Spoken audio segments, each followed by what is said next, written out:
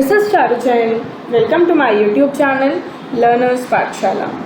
इस वीडियो में हम बात करेंगे श्री औरोबिंदो के बारे में। मैंने आप लोगों का फिलोसफिकल पर्सपेक्टिव वाली यूनिट भी साइड बाय साइड स्टार्ट की हुई है, तो उसमें हमने रूसो कर लिया है, फ्रॉबल कर लिया है, जॉन ड्यूई भी कर लिया है। अब हम करेंगे श्री औरोबिंदो। ये आपका इक्वली हेल्पफुल रहेगा DSSB, CTET, UPTET, रीट, यानी कि टीचिंग के सारे जो भी गवर्नमेंट एग्ज़ाम्स होते हैं उन सब में ये इक्वली हेल्पफुल रहने वाला है। प्रॉपर इंग्लिश और हिंदी मीडियम के दोनों के नोट्स हैं, तो अच्छे से देखिएगा। बाकी वीडियो पसंद आए तो लाइक करिएगा सेशन, और अगर आप मेरे चैनल पे नए हो तो सब्सक्राइब करिएगा और अपने फ्रेंड्स के साथ शेयर ज़रूर करिएगा। ये मेरे सोशल मीडिया हैंडल्स हैं, यहाँ पे आप मुझे फॉलो कर सकते हो। एंड मेरे YouTube channels, first YouTube channel मेरा DPSC लर्नर है, आप सबको पता है। जिसको नहीं पता है जाके फटाफट से सब्सक्राइब कर लो। और फर्स्ट और सेकंड मेरा चैनल है वो है लर्नर्स पाठशाला। यहाँ पर हम DSSB, CTET, KVS, NVS, UPTET, REET, इन सब का जो है प्रिपरेशन करते हैं। तो चलिए फिर स्टार्ट करते हैं। तो सबसे पहले हम देखेंगे श्री औरोबिंदो कौन थे, कहाँ पैदा हुए थे और इन्होंने कहाँ पे अपनी पढ़ाई की थी। तो श्री औरोबिंदो जो है कलकत्ता में बॉर्न हुए थे, यानी पैदा हुए थे, और इंग्लैंड में इन्होंने अपनी पढ़ाई की थी। ये एक एक्सप्लोरर थे और एक एडवेंचरर थे। इन्होंने क्या सोचा, अ विजनरी ऑफ इवोल्यूशन, मतलब इन्होंने कहा कि विकास होता रहे, विकास की इन्होंने खोज करी, एक नज़रिया निकाला। तो इन्होंने काफ़ी लैंग्वेजेस लर्न करी और इनका जो माइंड था वो कहाँ पे, मतलब ये कहाँ पे ज़्यादा झुकाव था इनका झुकाव था ज़्यादा स्पिरिचुअल चीज़ों पे, यानी आध्यात्मिक चीज़ों पे। इन्होंने कहा कि जो एजुकेशन का ऑब्जेक्टिव है ना, वो है discovery of growth and soul, यानी discovery and growth of the soul. मतलब क्या है कि जो आत्मा है, सोल है, उसकी डिस्कवरी करनी है, उसकी ग्रोथ करनी है। यही मेन ऑब्जेक्टिव होना चाहिए किसका, एजुकेशन का। ये हैं हमारे श्री औरोबिंदो। इनके अकॉर्डिंग जो एजुकेशन अगर पूरी करनी है तो for education to be complete he argued it must have 5 principal.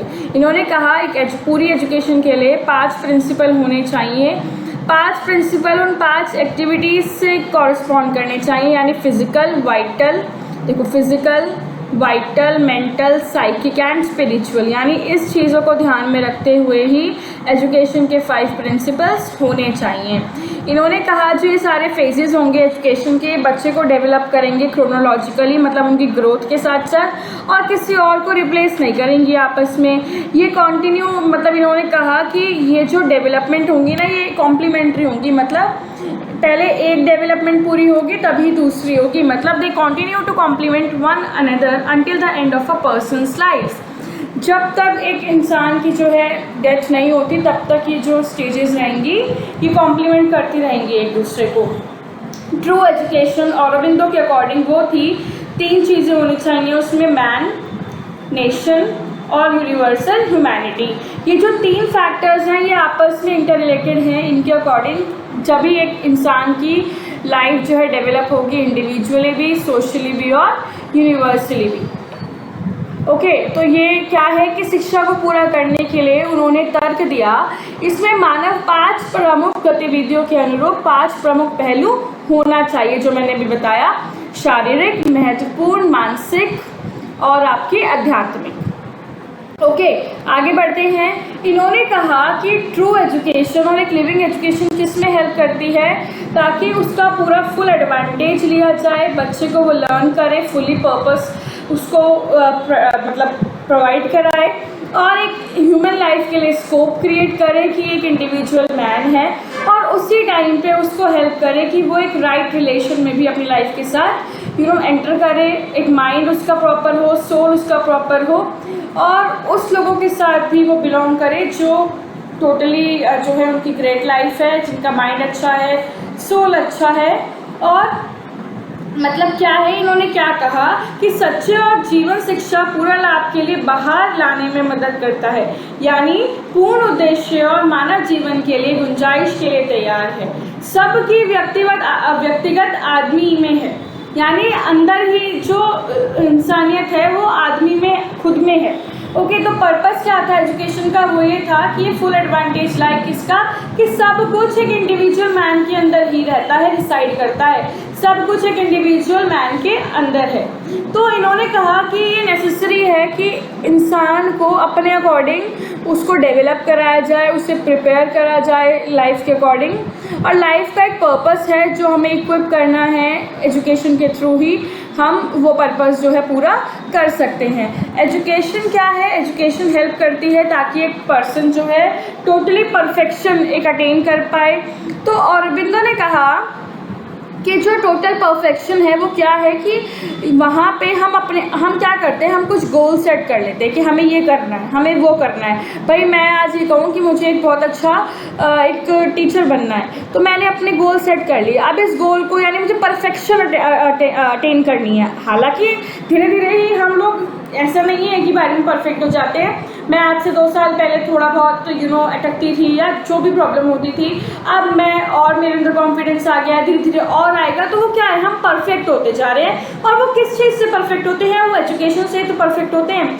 तो मैन जो है, मैन को अपने अंदर का ही चीज़ें समझनी पड़ेंगी। आज आप लोगों को अगर पता ही नहीं है कि आपके अंदर क्या वो है, कैलिबर है, आपके अंदर क्या आप कर सकते हो, तो फिर वो पढ़ाई का कोई फ़ायदा नहीं रहता। तो वो चाहते थे कि he wants India to direct her whole energy into finding and rebuilding true self in the individual. इन्होंने कहा जो इंडिया है, इंडियंस हैं, वो पूरी जो एनर्जी है अपनी उसमें लगा दें कि वो अपना फाइंड करे भाई कि वो क्या हैं। ओके, तो इन्होंने कहा इंडियन एजुकेशन जो है बहुत सफ़र कर रही है किसका इफेक्ट? यूरोपियन कॉलोनाइजेशन का। तो इन्होंने एनकरेज किया कि किस सेक के लिए पढ़ो, कि पनिशमेंट, या फिर it encourages to study only for the sake of escaping punishment और to pass an immediate test. इन्होंने कहा कि सिर्फ इसके लिए पढ़ लो कि भाई पास होना है। क्योंकि क्या था, इन्होंने कहा कि अगर ये करोगे ना तो आपके माइंड में रहेगा कि मुझे एक this could be done by studying the mind and evolving a system of teaching.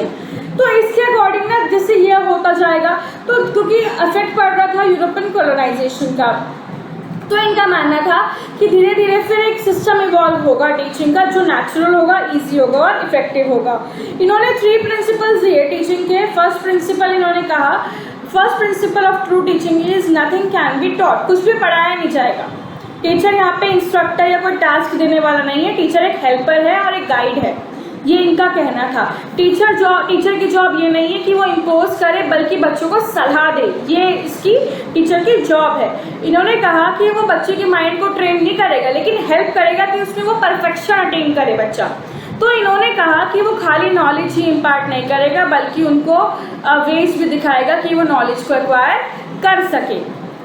तो ये मानव जीवन के पूर्ण उद्देश्य और दायरे के लिए व्यक्ति को तैयार करने के लिए आवश्यक है, ये इन्होंने कहा। ओके, ये फटाफट से स्क्रीनशॉट ले लो, आगे बढ़ेंगे।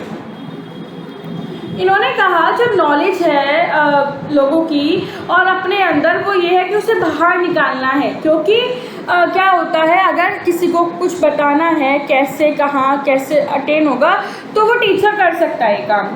तो सेकंड प्रिंसिपल क्या था? वो था कि that the mind has to be consulted in its growth. यानी जो भी हम बच्चों के दिमाग में हैमरिंग कर रहे हैं, बच्चों को शेप दे रहे हैं, चाहे पेरेंट्स के थ्रू चाहे टीचर्स दे रहे हैं, तो वो क्या है? Teacher is barbarous, superstitious and stewed in ignorance. मतलब कि दूसरा सिद्धांत ये है कि इसके विकास में मन से परामर्श लेना होगा। माता पिता या शिक्षा द्वारा वांछित आकार में चोट लगाने और उसे ढालने का विचार बर्बर, अंधविश्वासी और अज्ञानता में डूबी हुई है। मतलब ये नहीं है कि टीचर सिर्फ बच्चों को कुछ ना कुछ बिना कुछ कराए बस बताता रहेगा। इन्होंने आर्ग्यू किया कि जो ह्यूमन माइंड है ना, वो प्लांट की तरह है, यानी वो धीरे धीरे डेवलप होगा, एक्सपैंड होगा नेचर के साथ। तो हमें बच्चों को नेचर के साथ पढ़ाना है। उसके अंदर की भी कुछ फोर्सेस होंगी जो ग्रोथ को रोकेंगे भी, और एक कभी कभी ग्रोथ को बढ़ावा भी देंगे, जिससे कि वो एक सर्टेन फुलफिलमेंट अपना सके। ये इनका मानना था। पेरेंट्स और टीचर्स जो है वो क्या करेंगे, वो ऑब्स्ट्रक्ट करते हैं कभी कभी नेचुरल चीज़ों को भी और स्पॉन्टेनियस ग्रोथ को भी। कैसे क्या होगा? It will be mutilating its pattern, defacing its perfection and damaging its source of power. यानी कि माता पिता और शिक्षकों की मजबूर इच्छा शक्ति और विश्वास बच्चे के प्राकृतिक सहज विकास में बाधा डालेंगे। मतलब क्या होता है, जैसे आप लोगों ने 10th में फेस किया होगा, भाई पापा मम्मी चाहते हैं कि मैं साइंस लूँ, मेरा ट्यूशन टीचर चाहता है, वो भी चाहता है कि मैं साइंस लूँ, ठीक है, और आपका टीचर भी चाहता है कि साइंस लूँ, लेकिन आप चाहते हो आप कॉमर्स लो, तो आपके जो विकास है वो रुक रहा है ना, बाधा डाल रहा है, वो चीज़ यहाँ पे इन्होंने कही। जो थर्ड प्रिंसिपल था टीचिंग का वो ये था, नियर टू फार पे वर्क करना है, मतलब नोन से अननोन लेके जाना है बच्चे को। ये नहीं कि आई मैं सीधा जो पता ही नहीं है बच्चे को कुछ भी पढ़ाने लग गई, नहीं, मुझे बच्चे को नोन टू अननोन लेके जाना है, बच्चे की जो नेचर है उसी को ही उसके पास्ट एक्सपीरियंस से मोल्ड करना है, हेरिडिटी को रिलेट करके पढ़ाना है, एनवायरनमेंट को रिलेट करके पढ़ाना है। एजुकेशन में एनवायरनमेंट का बहुत बड़ा रोल होना चाहिए, सो दैट बच्चा जो है एक फुली डेवलप हो पाए, उसके अंदर जो सेंसेस हैं वो भी डेवलप हो जाएं और एक बिलोंगिंगनेस की सेंस उसके अंदर आए। तो श्री अरबिंदो ने एक मॉरल, इमोशनल और इंटेलेक्चुअल डेवलपमेंट को बोला कि इसको एक होल की तरह समझो, इसको सेपरेट मत करो। एजुकेशन जो है वो बिल्कुल मॉरलिटी और इमोशन से, तो education divorced from morality and emotion is injurious to the child. मतलब इन्होंने कहा कि उन्होंने तर्क दिया नैतिक शिक्षा के लिए पाठ्यक्रम तैयार करना और नैतिक प्रशिक्षण की व्यवस्था करने की तुलना में बहुत आसान है। तो इन्होंने ये चीज़ कही कि जो मॉरल्स है ना, वो morals can not be taught through religious canons और टेक्स्ट बुक। जो मॉरल्स हैं हम वो बच्चों को टेक्स्ट बुक से नहीं पढ़ा सकते, हमें वो चीज़ें सिखानी पड़ेंगी। मतलब इन्होंने कहा कि जो ऐसा करिकुलम डिज़ाइन करो मॉरल एजुकेशन के लिए जो ईजी हो, बिल्कुल ईजी हो, क्योंकि कहना होता है कि मैंने करिकुलम डिज़ाइन कर दिया, मॉरल वैल्यूज़ का मैंने बुक बना दी, लेकिन वो मॉरल ट्रेनिंग देने से बहुत ज़्यादा ईजी होता है। मॉरल ट्रेनिंग बहुत टफ होती है। हम मॉरल ट्रेनिंग बच्चे को ऐसे नहीं दे सकते जब तक हम उसके सामने परफॉर्म नहीं कर रहे। तो हमें बच्चे के अंदर से ही मॉरलिटी को जगाना है, ये इनका कहना था। तो only way to train oneself morally is to habituate oneself. उसको नोबलिस्ट एसोसिएशन से मतलब हैबिचुएट कराओ, उसको बेस्ट इमोशनल मेंटल और फिजिकल हैबिट्स उसके अंदर लाओ। वही कि बेटा जब भी कोई आए आपको ग्रीट करना है, ये सब हम स्कूल में ही सिखाते हैं बच्चों को अल्टीमेटली, और साथ में घर का भी एक बहुत बड़ा रोल होता है। तो मॉरल टीचिंग का हाईएस्ट इफेक्ट और बेस्ट इन्फ्लुएंस जब ही होगा किसी की पर्सनल लाइफ पे, जब वो टीचर भी बच्चे के सामने वो चीज़ें करेगी। तो छोटे बच्चों को स्पेस देना चाहिए, उनको एडिकेट अपॉर्चुनिटी देनी चाहिए ताकि वो अपनी चीज़ों को बता सके, ट्रांसलेट कर पाए, अपना फीलिंग्स को एक्सप्रेस कर पाए। तो श्री अरबिंदो ने एम्फसाइज किया कि perfection, Shri Aurobindo also emphasize the need for the perfection of senses. भाई बहुत ज़रूरी है सेंसेस का परफेक्ट होना, टीचर को इसका ध्यान रखना होगा, क्योंकि सेंसेस जो होते हैं भाई सेंसेस से ही तो हम सारा नॉलेज मटेरियल सब ग्रैब करते हैं। तो senses is the most important thing जिसका हमें बच्चों की सेंसेस की परफेक्शन पे भी काम करना है। एजुकेशन यूनिवर्सल होनी चाहिए, उसमें कोई बाउंड्रीज नहीं होनी चाहिए, उसका जो पास्ट प्रेजेंट और सारा मिक्स मतलब हमें इंटीग्रेट करके पढ़ाना है, एसोसिएट करके पढ़ाना है, ये इनका कहना था।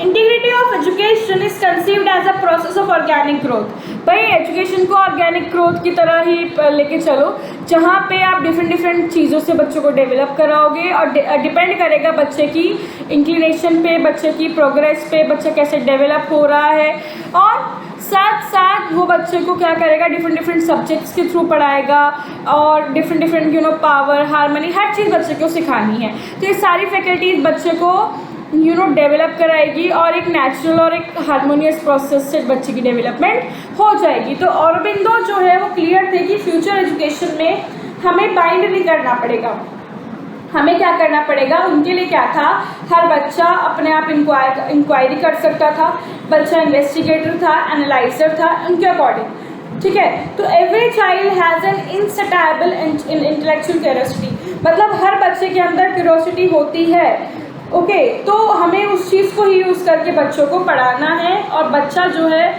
हर बच्चे के पास गिफ्ट होता है कि वो नकल कर सके, इमेजिनेट कर सके। तो ये इनका कहना था। So that's all. इसका स्क्रीनशॉट ले लो फटाफट से, आई होप अब क्लियर होगा। अगर कोई भी इशू आता है then please mention the comment box, और अगर आपको वीडियो अच्छी लगी हो तो लाइक शेयर सब्सक्राइब करके ज़रूर जाइएगा।